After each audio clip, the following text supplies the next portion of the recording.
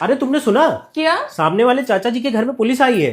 क्या हो गया पतिदेव? अरे वही पुराना भाई भाई का आपस का झगड़ा। आज छोटे वाले भाई ने बड़े वाले भाई के सर पे डंडा मार दिया। हे भगवान। मुझे तो ये नहीं समझ में आता कि भाई भाई एक दूसरे के दुश्मन कैसे बन जाते हैं, जबकि वो एक ही माँ की संतान है। पतिदेव, ये एक दिन में नहीं होता, ये बचपन से शुरुआत हो जाती है। और मैंने इतनी बार चाचा चाची को समझाया मत करो पक्षपात, पर उनको तो दिखता ही नहीं है ना कि वो पक्षपात करते हैं। समाज को दिख रहा है, मुझे दिख रहा है, उनके बड़े बेटे को दिख रहा है, पर चाचा चाची को नहीं दिख रहा है। वो बोलते हैं मैं तो कभी पक्षपात करता ही नहीं हूं। अरे वो छोटा है। छोटा कितना छोटा? 28 साल का हो चुका। अब वो छोटा नहीं रहा, उसकी बीबी आ चुकी है।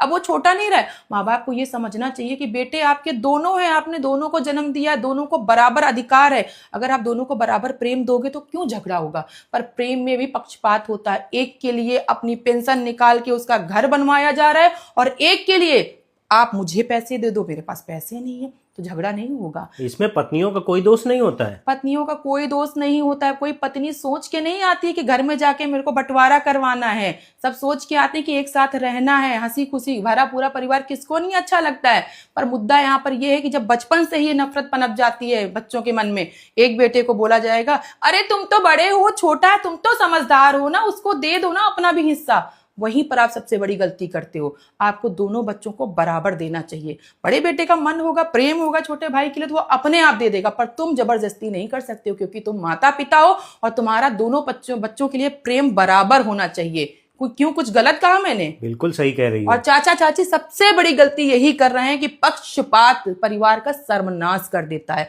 दोनों भाइयों को अलग कर देता है।